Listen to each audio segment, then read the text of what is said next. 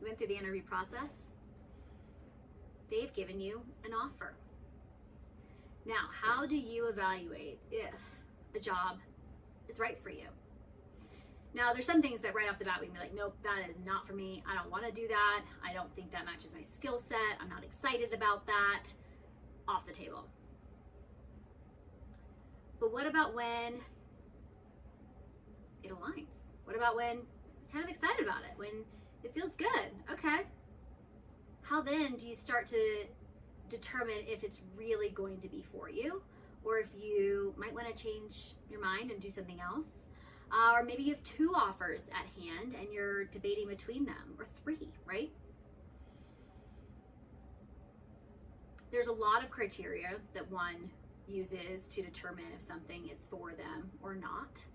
You know, the easy ones are, does it pay you enough to support your lifestyle and make sure that you are able to support yourself and eat and provide shelter and take care of those that you are responsible for, and to live in a way that you expect to live, right?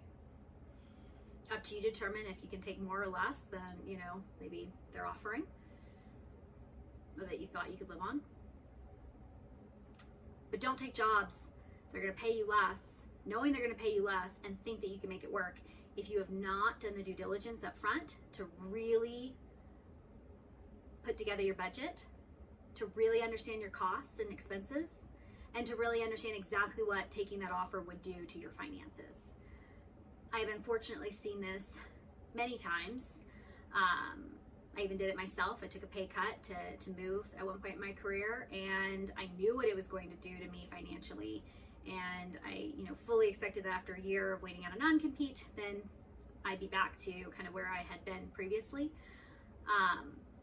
But it still is very financially difficult. It actually, incurred debt as a result of that decision. And while it was the right move for me career-wise, financially it was tough.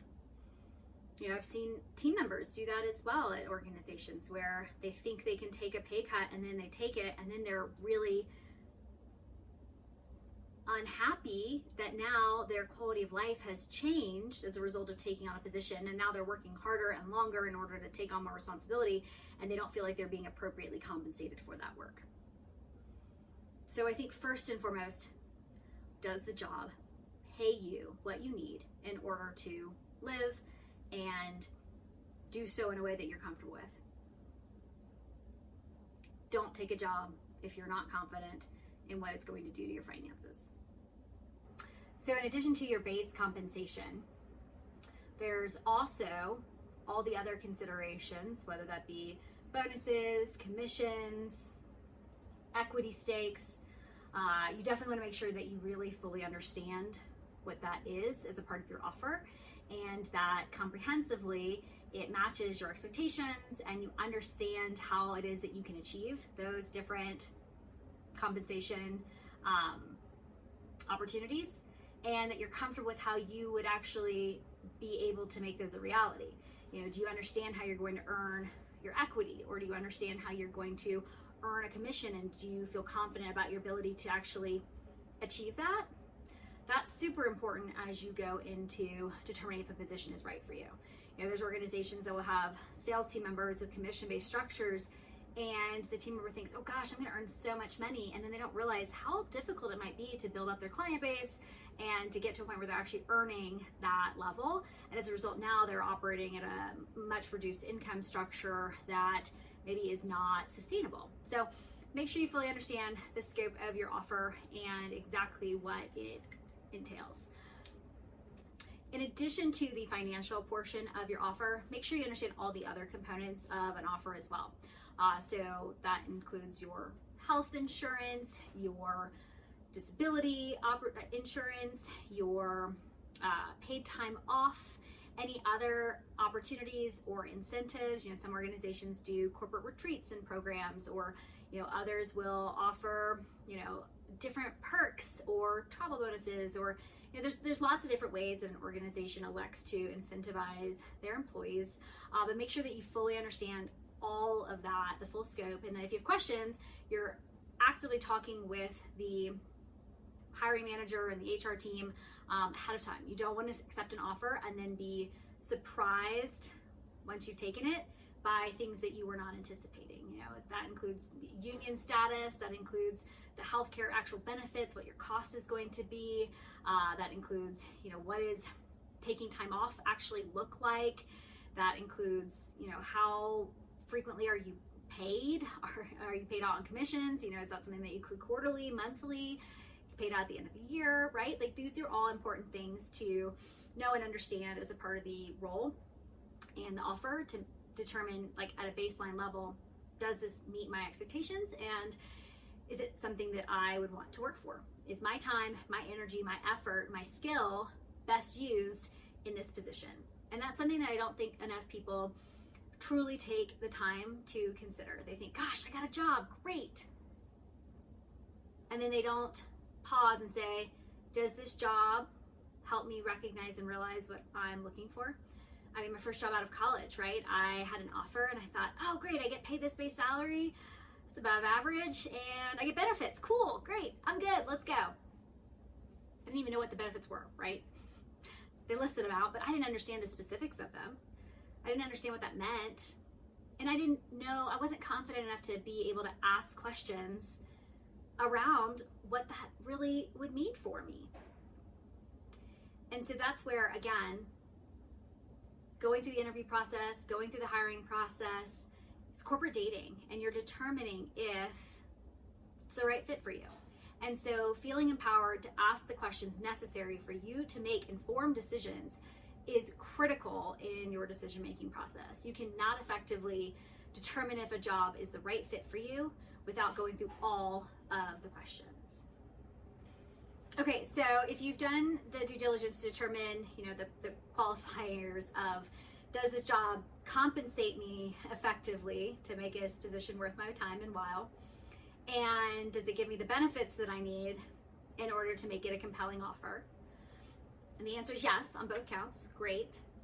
It's time to look for the more subtle considerations of a position of determining if it's the right fit for you. First and foremost, I'd say, you know, what does the culture of the organization look like? What does the organization's goals and corporate responsibility and the, you know, attributes that they present and that they care about, does that align with your values? And if it doesn't, then that's not going to be a good fit. In addition, once you've looked at the corporate values of the organization, what about the team that you're going to be working on? Does the leadership that you're going to be reporting to also mirror those same corporate expectations, or is there a disconnect there, right? That's a good indicator that there's going to be some political friction if they're not in alignment. In addition, do their expectations and how they interact match an environment that you would want to be a part of? Do you get a good sense and feeling when you have interactions with the people that you've interviewed with? Are they people that you'd want to do business with? Are they people that you trust, that you feel exhibit integrity, that you feel look to do the right things, that you feel are authentic and genuine? Because if they don't, then that's not going to be a good fit for you.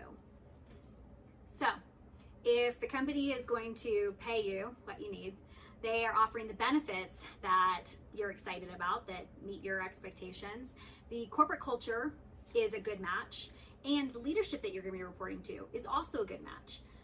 Those are some really good indicators that, hey, you know what, this might be a really good organization for me. I think the final things that are really important to consider are, you know, what is your work-life balance going to look like as a part of working for this organization? How does this organization like to communicate and interact? You know, are you going to have to travel as a part of this role? And then, is this position going to offer you the career growth, challenge, excitement that you're looking for, that you feel is necessary for you to grow in the direction that you're wanting to grow in? Are you excited about the work that you're going to be doing? Are you going to receive the mentorship and grooming that you would like to receive? Is this position going to now be a great stepping stone to something else that you're looking to achieve? Those are really important things to consider. You know, yeah, you might be being paid well, but if you don't like what you're doing and you don't feel like it's actually helping to further your knowledge and your skill set, it might not be a great opportunity. If you feel like, gosh, it's just a lateral move and I'm not going to be taking on anything more and I want to be taking on things that are more, well, then that's not going to be a good move.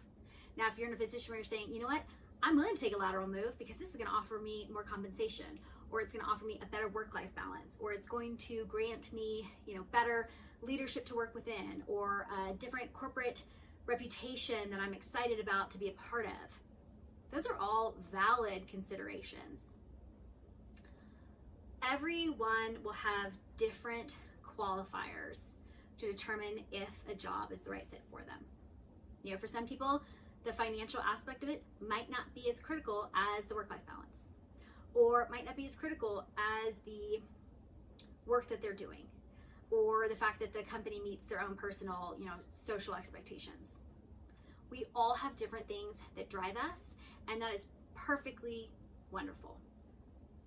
This world would not go around if we all wanted the exact same thing. So don't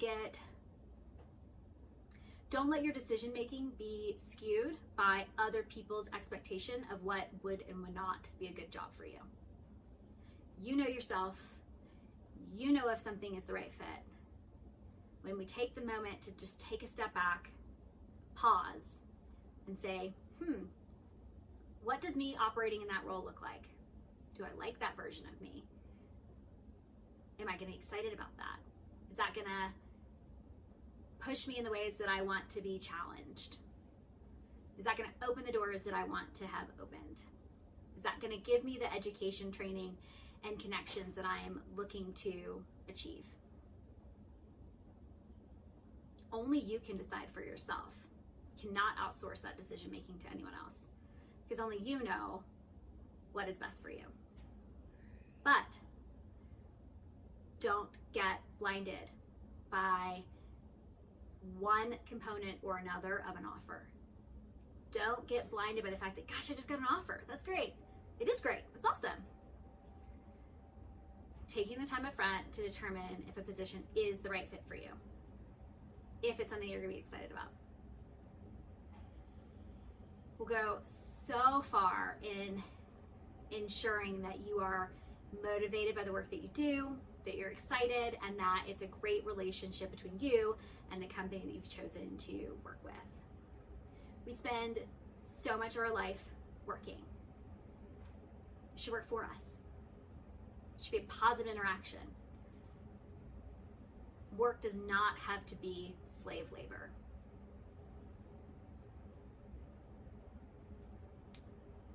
So consider what you want. Consider what's most important to you. And then make your decision from that perspective. I have turned down a lot of positions.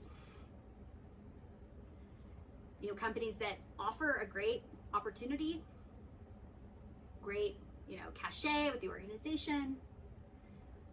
But ultimately for me, I recognize, nope, that wasn't the right fit. That wasn't the right position. That wasn't the right opportunity. I wasn't going to be motivated by that, whatever it might be. You have to decide for yourself what's right for you. For me, it's being entrepreneurial, getting to have my own business, getting to have my own services firm, getting to work with others in that type of capacity. But I only got to that place after spending years in the corporate landscape, working for other organizations, and learning what I did and did not respond well to, what I did and did not like, what I did and did not want to be pursuing and doing. And so as you're going through your career growth, I encourage you to take every opportunity to say, I like this. I maybe don't like this. I want to be doing more of this and less of this. Because that will help you refine your choices as you move forward in your career and as you make decisions for yourself, which direction you want to go.